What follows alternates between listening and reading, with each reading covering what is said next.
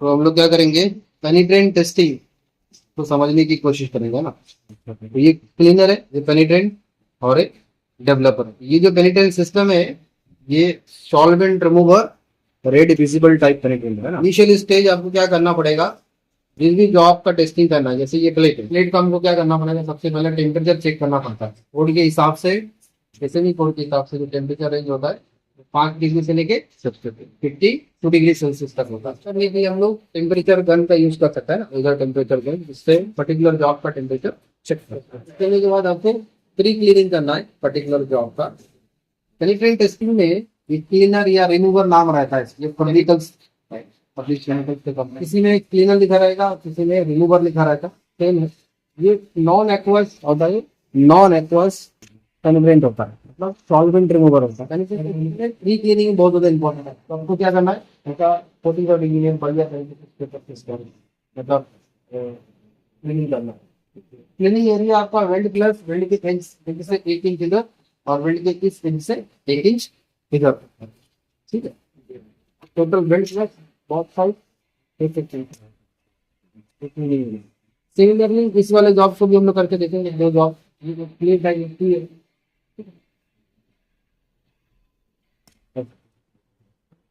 Cleaning करने के बाद आपको करना करना कपड़े से वाइपिंग करनी है। क्लीनिंग सिर्फ आपसे कॉटन क्लॉथ लेना है और इसके ऊपर क्लीनिंग करनी है। क्लीनिंग करने के बाद सूखना बहुत ज्यादा जरूरी है। ड्राई करना, ड्राई करना। अभी क्या करेंगे, थोड़ी देर के लिए वेट करेंगे ड्राई करने के लिए, ताकि आपका ये जो क्लीनर आपने अप्लाई किया है वो अच्छे से क्लीन। अभी क्या है, जॉब ड्राई हो चुका है, तो अभी हमको पेनिट्रेंट अप्लाई करना है। ये क्या है, red solvent clean type penetrant है, मतलब कलर कॉन्ट्रास्ट विजिबल पेनिट्रेंट हम लोग यूज कर रहे हैं। तो पेनिट्रेंट की लेयर हमको जितना पतला लेयर अप्लाई करेंगे उतना बेटर हमको सेंसिटिविटी मिलेगा लेयर। इसके लिए हम लोग क्या करेंगे, सिमिलरली बहुत ही पतली लेयर हम लोग वेल्ड के वो साइड या बेल्ट के ऊपर अप्लाई करेंगे इस तरीके से।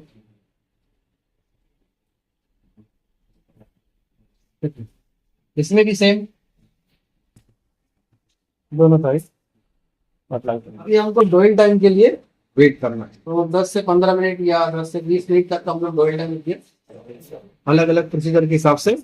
तो अभी हमारा डोइल टाइम लैप्स हो चुका है ना, खत्म हो चुका है, 10 से 20 मिनट कंप्लीट हो चुका है। अभी हम लोग क्या करेंगे, तो ये एक्सिस पेनिट्रेंट है, इसको रिमूव करेंगे। ये डोइल टाइम के दौरान क्या हुआ, तो ये पेनिट्रेंट था वो डिफेक्ट के अंदर एंटर कर गया है। अभी हमको ऊपर का पेनिट्रेंट हटा देना है, ताकि हम लोग डेवलपर मारने को सर्टिफिकेट देख सकें। इसको हम लोग हटाने के लिए सॉल्वेंट रिमूवर हम लोग टेक्निक यूज कर रहे हैं। सबसे पहले ये ड्राई कॉटन क्लॉथ लेना है, उसको ऑन डायरेक्शन में ऐसा एक डायरेक्शन में करेंगे, जल्दी से आपका क्लीन हो जाएगा। इस डायरेक्शन में क्लीनिंग कर लेंगे, फिर ये पलटी मारेंगे, थोड़ा सा कपड़ा चेंज करेंगे, इस साइड से ऐसा क्लीन करेंगे, फिर आपको दूसरा कपड़ा है तो इस साइड से। सिमिलरली ध्यान आपको देना है कि ये वेल्ड का एज ये तरीके से क्लीन होता है। सेम तरीके इससे भी हम लोग क्या करेंगे, इस ब्लॉक में से भी एक डायरेक्ट ऐसा क्लीन करेंगे, कपड़ा वापस मारेंगे। तो ये ड्राई कॉटन क्लॉथ से हम लोग मोटा मोटा पेनिट्रेंट सबसे पहले ऊपर से निकाल लेंगे। एज आपको देखना है कि बढ़िया तरीके से जिससे निकल जाना चाहिए। इसके बाद जो मेथड है सॉल्वेंट रिमूवर मेथड है। तो इस कपड़े के ऊपर हम लोग क्या करेंगे, सॉल्वेंट अप्लाई। चलिए ये थोड़ा दूसरा कलर का कपड़ा रहता है तो अच्छा रहता है, समझ में आता है कि पेनिट्रेंट निकल रहा है कि नहीं निकल रहा है। इसके ऊपर हल्का सा हम लोग क्या करेंगे, क्लीनर अपना नहीं चाहिए, कपड़े के ऊपर क्लीनर ये अप्लाई करके फिर जाके हम लोग पेनिट्रेंट निकालेंगे। डायरेक्टली हम लोग इसके ऊपर पेनिट्रेंट का कपड़े स्प्रे नहीं कर सकते। डायरेक्टली करेंगे तो क्या होगा, डिफेक्ट के अंदर जो पेनिट्रेंट है ये भी बाहर। क्लीनर वन डायरेक्शन में करना है, तो ऐसा कपड़ा पकड़ना है, ऐसा है, ऐसा साफ करेंगे तो देखो ये पेनिट्रेंट आपका निकल के आता है। ऊपर से ऐसा दिखता है कि पेनिट्रेंट नहीं है, बट होता है जो जॉब है वो बढ़िया तरीके से क्लीन होता है। सिमिलरली ये थोड़ा कपड़ा पलटी मारेंगे और दूसरे साइड से बराबर करना है ये सब साफ।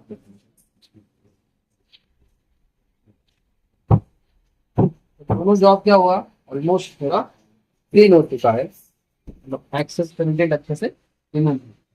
अभी थोड़ी देर की इसको ड्राई करने के लिए छोड़ेंगे ताकि जो मैं क्लीनर यूज किया वो अच्छे से सूख जाए। अभी थोड़ा क्लाइमेट ठंडा है, इसके लिए थोड़ा टाइम लगेगा। डेवलपर यूज कर रहा है वो है non aqueous wet developer use कर रहा है, जिसकी सेंसिटिविटी सबसे ज्यादा होती है। सॉल्वेंट बेस्ड डेवलपर होता है, नॉन एक्वस का मतलब सॉल्वेंट बेस्ड डेवलपर। इसमें क्या होता है, इसमें जो भी आपका जंग लगने वाले जो कंटेंट्स है जैसे आयनिक, हैलोजन और सल्फर, ये 25 पार्ट्स पर मिलियन से भी कम होता है। तो इसके अंदर के जो भी केमिकल यूज हो रहा है, इस केमिकल के वजह से जॉब में जंग नहीं लगता है। जंग लगने का रीजन कुछ दूसरा है, जब भी हम लोग देखेंगे तो एक्सप्लेन करेंगे। कोई भी केमिकल यूज करने से पहले उसका बैच नंबर उसके बॉटल के नीचे साइड आपको देखने के लिए मिलेगा, ठीक है ना। बैच नंबर और एक्सपायरी डेट आपको एक बार चेक कर लेनी है, ठीक है ना। हर एक केमिकल का जो वैलिडिटी होता है वो 2 साल का होता है, ठीक है। तो इसमें ये बैच नंबर दिया हुआ है और इसमें आप देखेंगे कि नवंबर 23 को मैन्युफैक्चरिंग हुआ है और अक्टूबर 25 को ये क्या एक्सपायर हो गया है, 2 साल का वैलिडिटी दे रहा है। तो इसको हम लोग यूज कर सकते हैं। इसी तरीके से अगर ये केमिकल आपने यूज किया है, इस केमिकल का भी आपका बैच नंबर वगैरह सब दिया रहेगा, बैच नंबर। और पेनिट्रेंट का अगर वैलिडिटी की बात करेंगे तो इसके पीछे भी आपको चेक कर लेना है। ये पेनिट्रेंट का वैलिडिटी है, ये सितंबर 22 को मैन्युफैक्चरिंग हुआ था और अगस्त 24 तक इसकी वैलिडिटी। ये 2 साल का है, क्योंकि अगस्त आया नहीं तो ये जुलाई नेक्स्ट ऑगस्ट मंथ। तो अभी हम लोग इसके ऊपर डेवलपर अप्लाई करेंगे। डेवलपर अप्लाई करने से पहले अगर आप पेन ले रहे हैं तो उसको ऐसा वेल चेक करना जरूरी है, ताकि अच्छे से इसलिए भी आपका डेवलपर इसके ऊपर अप्लाई होता है।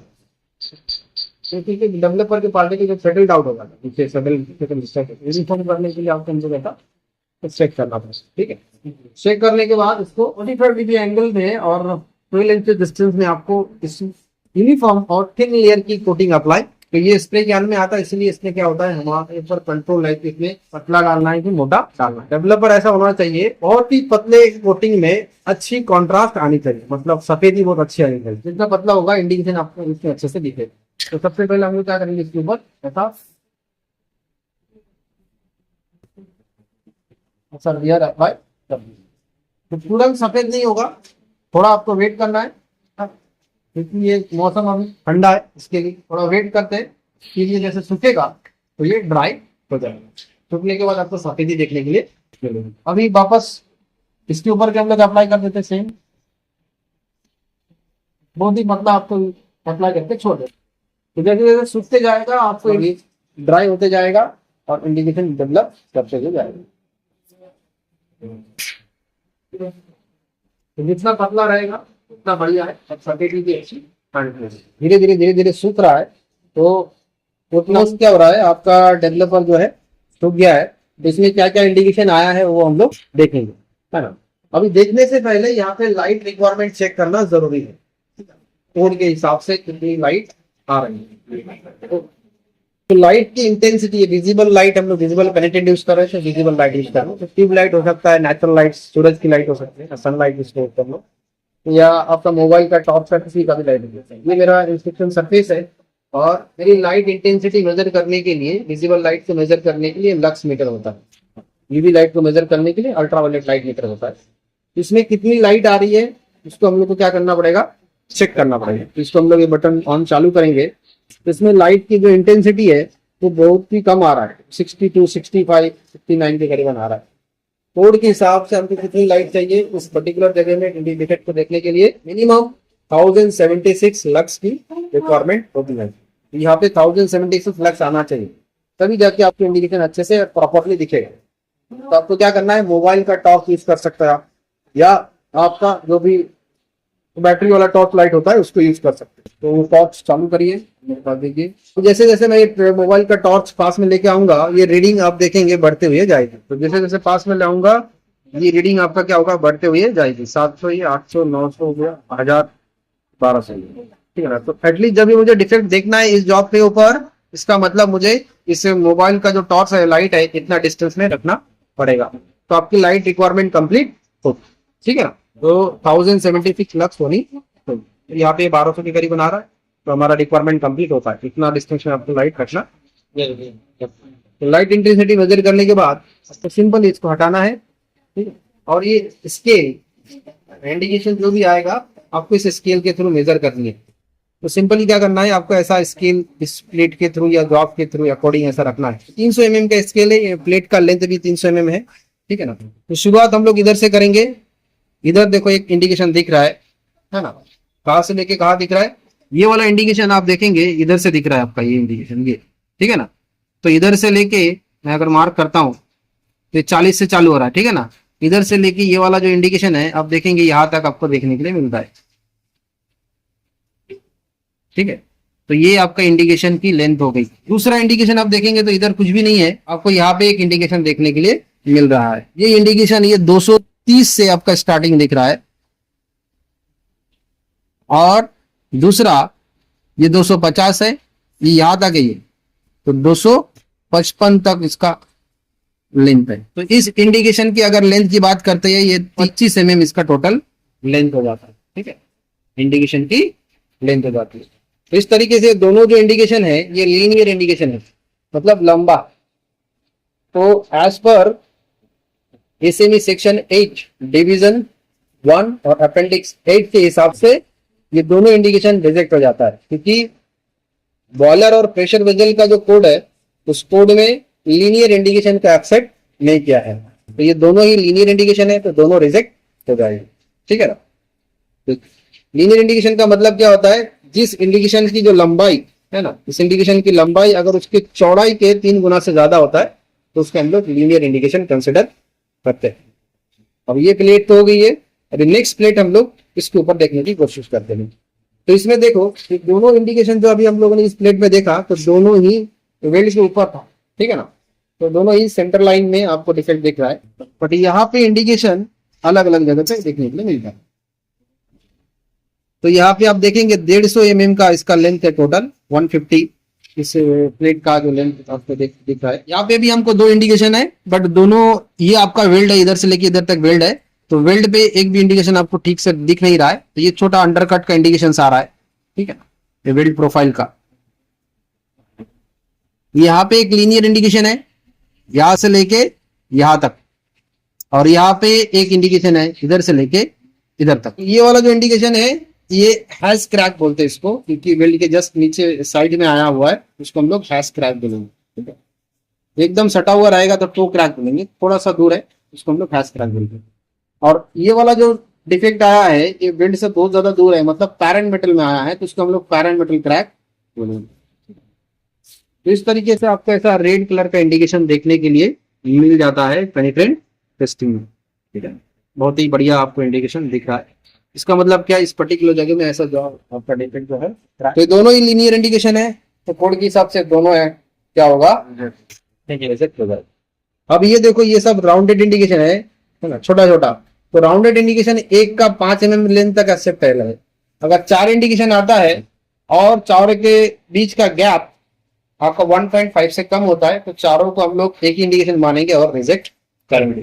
तो इसमें देखो इधर आपको इंडिकेशन देखने के लिए मिल रहा है 1 2 3 4, तो यहां से लेके यहां तक जो है इसको हमको रिपेयर में डालना पड़ेगा, ठीक है ना। और बाकी ये सब क्या है, इसके बीच का गैप है ज्यादा तो एक्सेप्ट है।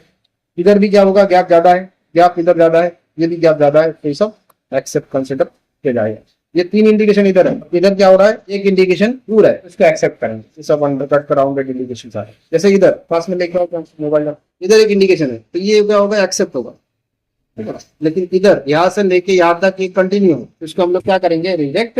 इस तरीके से आपका पेनिट्रेंट टेस्टिंग ओवर होता है। अब बात करते हैं इसकी पोस्ट क्लीनिंग। अभी ये जो डेवलपर आपने इसके ऊपर अगर छोड़ देंगे ऐसे ही, अगर इसको साफ नहीं करेंगे तो प्रॉब्लम क्या होगा, जंग लग जाएगा। जंग कैसे लगेगा, क्योंकि ऑलरेडी हम लोगों ने देखा है कि डेवलपर के ऊपर जो ये जंग लगने वाली चीजें है, मतलब हेलोजन, आयनिक हेलोजन और सल्फर, ये लेस देन 25 पार्ट्स पर मिलियन है, तो इसके केमिकल की वजह से जंग नहीं लगेगा। डेवलपर का नेचर है लिक्विड को ऑब्जॉर्व करना, कोई भी मॉइस्चर है उसको ऑब्जॉर्व करता है ना। तो पेनिट्रेंट डिफेक्ट के अंदर लिक्विड फॉर्म में था, उसको ये क्या करता है, खींचता है, ऑब्जॉर्व करता है। अभी इसको ऐसा छोड़ देंगे अगर साफ नहीं करेंगे तो क्या होगा, एटमोस्फेयर से ये नमी क्या करेगा, अब्सॉर्ब करेगा। नमी, ऑक्सीजन और हीट, तो 3 चीज मिला के आपका क्या होगा, इसमें कोरोजन रिएक्शन करेगा, जंग लगना स्टार्ट है। कोरोजन क्या होता है, एक केमिकल या इलेक्ट्रोकेमिकल रिएक्शन होता है। इस वजह से हमको क्या करना पड़ेगा, पोस्ट क्लीनिंग करना बहुत ज्यादा जरूरी हो जाता है जेनिटल इंडस्ट्री में। इसको आपने कैसे छोड़ नहीं सकते। उसके बाद हमको क्या करना है, सिंपली पोस्ट क्लीनिंग कर देनी है। जैसे कपड़ा लेना है और ऐसा करके आपको पोस्ट क्लीनिंग कर देनी है वाइपिंग मेथड से। इसके ऊपर से आपका क्या निकल जाना चाहिए, सारे के सारे आपका डेवलपर कंटेंट्स निकल जाना चाहिए। अभी एक क्लीनर की तरह हमको क्या करना है, वापस से सॉल्वेंट लेके इसको थोड़ा सा ऐसा डाल इसके ऊपर साफ कर दो।